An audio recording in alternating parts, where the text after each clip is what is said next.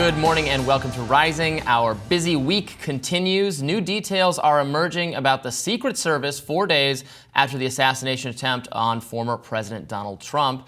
CNN reports that U.S. authorities have obtained intelligence from a human source in recent weeks on a plot by Iran to try to assassinate Donald Trump. Now, that development had led to the Secret Service increasing security around the former president already before the assassination attempt. Really? While there's zero indication that Thomas Matthew Crooks had any connection, by the way, to the Iran plot, it certainly raises a lot more questions about the Secret Service's failure to protect Trump if they were in additional security mode when that happened. Now, Iran denies any knowledge or involvement in a plot to assassinate former President Trump. Secret Service officials, for their part, have warned the Trump campaign multiple times against holding rallies outdoors, as those create greater risks than rallies that would be inside. Secret Service Director Kimberly Cheele also blamed the sloped roof for not putting a sniper team on the building the shooter was actually on. Here's what the director said when asked by ABC News who was to blame. Let's watch. Who is most responsible for this happening? What I would say is that the Secret Service is responsible for the protection of the former president. So the buck stops with you? The buck stops with me. I am the director of the Secret Service. It was unacceptable, and it's something that shouldn't happen again. The President and Homeland Security Secretary said today they had 100% confidence in you, but there are some members of Congress calling on you to resign. I appreciate the Secretary's comments, and we're going to continue to be transparent and communicate with people. You plan to stay on? Absolutely. I do plan to stay on. The New York Times reports that 3 videos posted on social media show that sniper teams were facing teams, I think. Teams? Sorry. There's an R in there. How did I read too? Teams. Got it. Thank you.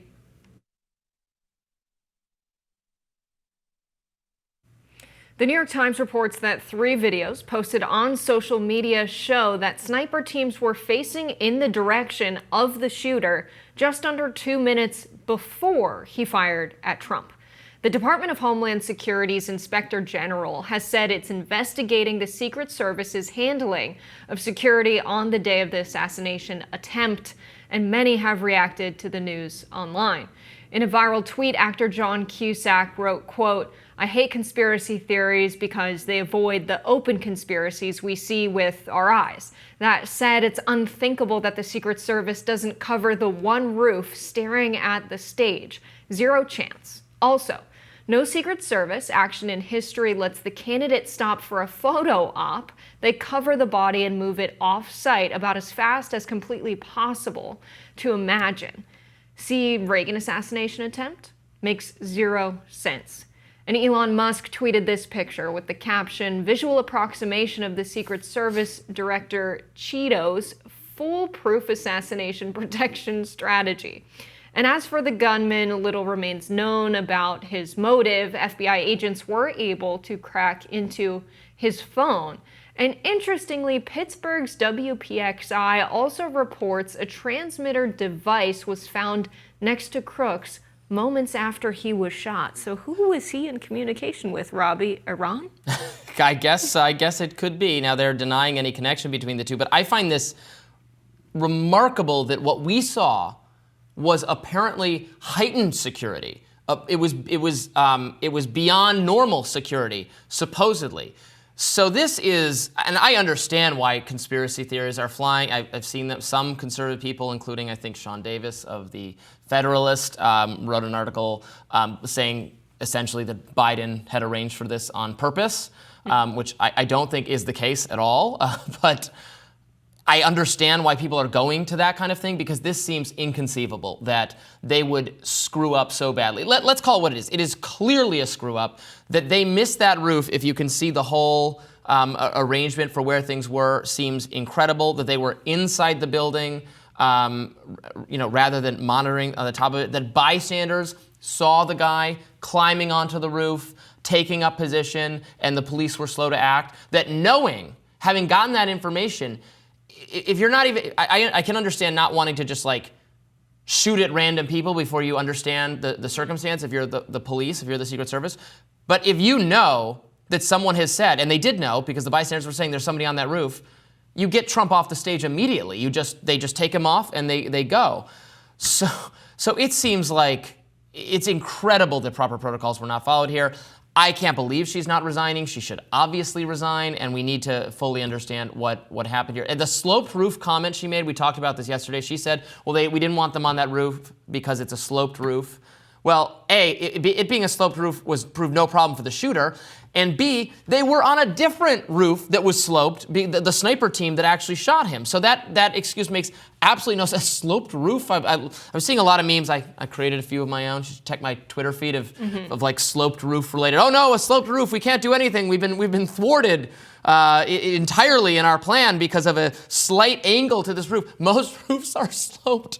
Why can day laborers scale a sloped roof, but not the Secret Service with more technology and resources? And I think that's why people are drawn to conspiracy theories, because it's very hard to believe that the United States, with the amount of money they have for security detail that's already allocated for security detail and defense, that this kind of failure happened when supposedly very smart people are working in the U.S. security field and industry, that something like this could happen. It's almost impossible to believe, with the personnel and resources that they have access to, that this wasn't on purpose, that it was negligent. And I think that's why, the floodgates are open for all kinds of conspiracy theories. I mean, at first, people were coming out the gate saying, looks staged. But with the evidence that we get, it's becoming more and more likely that this was more than just a failure of Secret Service. People are joking it was one of Biden's official acts. I don't think that's true. Oh, because it's been cleared by the Supreme Court. Right. Yeah, I mean, we're laughing, we're making fun of the situation because it's so ridiculous. Obviously, thank goodness Trump is safe. Now, someone died as a result of this. Always important to remember. Someone behind Trump was shot in the head and killed.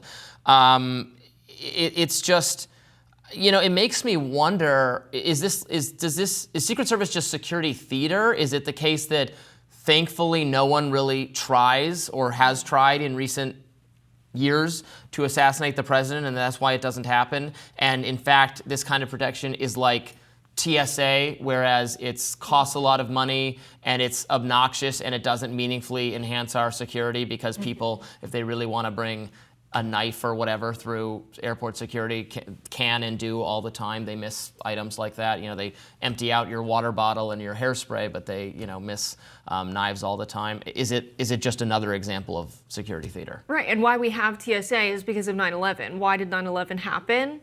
Was it a terrible fault of American security not using the resources they have to protect the country?